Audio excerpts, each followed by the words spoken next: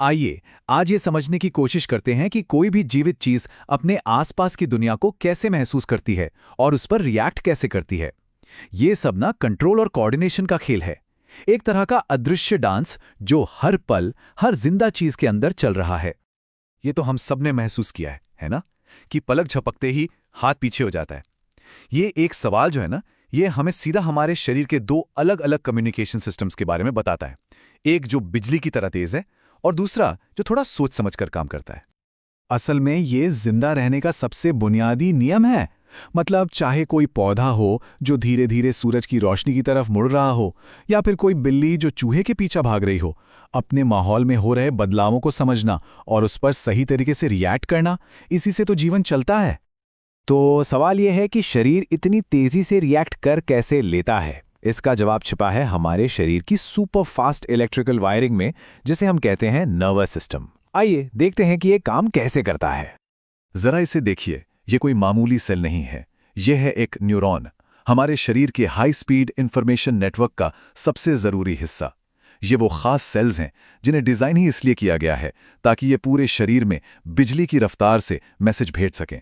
और इन्हीं से बनता है वो पूरा नेटवर्क जो हमारे सिर से लेकर पैर की उंगलियों तक हर चीज को जोड़ता है।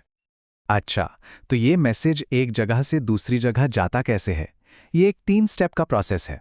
सबसे पहले डेंड्राइट्स नाम की जो शाखाएं जैसी दिख रही हैं, वो सिग्नल को कैच करती हैं।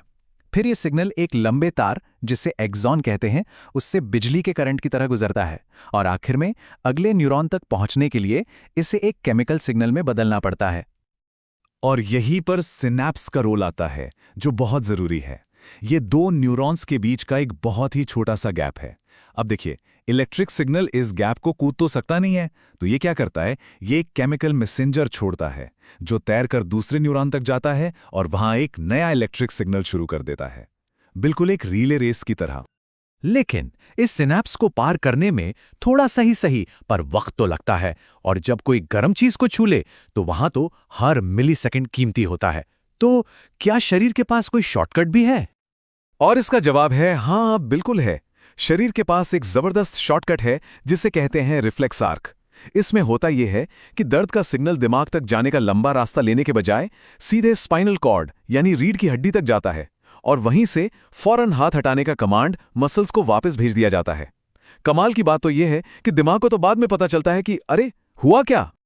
तो सीधी सी बात यह है कि जानबूझकर सोचने में दिमाग का इस्तेमाल होता है और इसमें टाइम लगता है, लेकिन रिफ्लेक्स एक्शन हमारी सेफ्टी के लिए बने हैं और वो सोचने वाले प्रोसेस को बाईपास कर जाते हैं ताकि नुकसान से फौरन बचा जा सके। अच्छा, अब जरा कुछ बिल्कुल अलग देखते हैं। पौधों को ही ले लीजिए, उनके पास तो ना न्यूरॉन्स होते हैं ना ही मसल्स। तो फिर वो दुनिया पर कैसे रिएक्ट करते हैं या करते भी हैं? आपको जानकर हैरानी होगी कि कुछ पौधे बहुत तेजी से रिएक्ट करते हैं, जैसे छुई मुई का पौधा। उसे छूते ही उसकी पत्तियां सिकुड़ जाती हैं। ये कोई ग्रोथ नहीं है, बल्कि पौधा एक तरह के इलेक्ट्रोकेमिकल सिग्नल का इस्तेमाल करके अपनी कोशिकाओं में पानी के प्रेशर को तेजी से बदल देता है, जिससे वो सिकुड़ जाती हैं।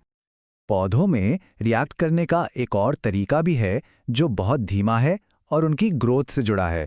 ये तो देखा ही होगा कि कैसे घर में रखा कोई पौधा खिड़की की तरफ झुक जाता है जिधर से रोशनी आ रही हो। ये जो झुकाव है, ये असल में पौधे का बढ़ना है। पर यह होता कैसे है? इसका राज छिपा है ऑक्सिन नाम के केमिकल में। ये एक प्लांट हार्मोन है। होता यह है कि जब रोशनी एक तरफ से बढ़ती है तो ऑक्सिन तने के उस हिस्से में जमा हो जाता है जहां छाया होती है, और ये वहां के सेल्स को ज्यादा तेजी से बढ़ने के लिए कहता है, जिससे पूरा तना रोशनी की तरफ मुड़ जाता है ना कमाल की तरकीब? और हार्मोन्स का ये जो आइडिया है, ये हमें वापस जानवरों की दुनिया में ले आता है, उनके दूसरे कम्युनिकेशन सिस्टम पर। ये नर्वस सिस्टम जितना तेज तो नहीं है, लेकिन उतना ही जरूरी है। इन दोनों के बीच का फर्क समझने का ये एक बहुत अच्छा तरीका है। सोचिए कि नर्वस सिस्टम एक टारगेटेड ईमेल की तरह है, जो एक खास जगह पर एक खास मैसेज भेजता है।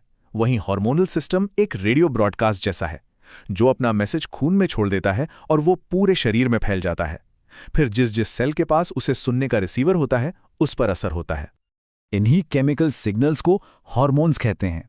ये ग्रोथ, मेटाबॉलिज्म और मूड जैसी लंबी और धीमी प्रक्रियाओं को कंट्रोल करने के लिए परफेक्ट हैं। ये पक्का करते हैं कि शरीर लंबे समय तक एक तालमेल में काम करे। इसका सबसे बढ़िया उदाहरण है एड्रेनलिन।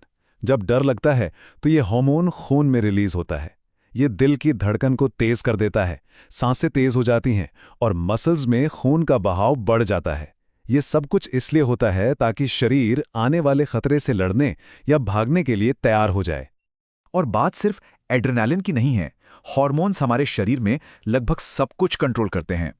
ग्रोथ हार्मोन हमें बढ़ने में मदद करता है। इंसुलिन हमारे ब्लड शुगर को कंट्रोल करता है। थायरॉक्सिन हमारे मेटाबॉलिज्म को देखता है। ये हमारी जिंदगी के हर स्टेज पर काम करने वाले किसी अदृश्य मैनेजर की तरह हैं।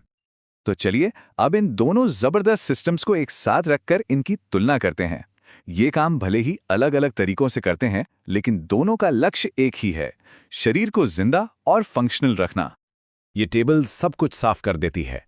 नर्वस सिस्टम तेज टारगेटेड इलेक्ट्रिक सिग्नल इस्तेमाल करता है, वहीं हार्मोनल सिस्टम धीमे और दूर तक फैलने वाले केमिकल सिग्नल यूज करता है। हम कह सकते हैं कि एक स्प्रिंटर है तो दूसरा मैराथन दौड़ने वाला धावक।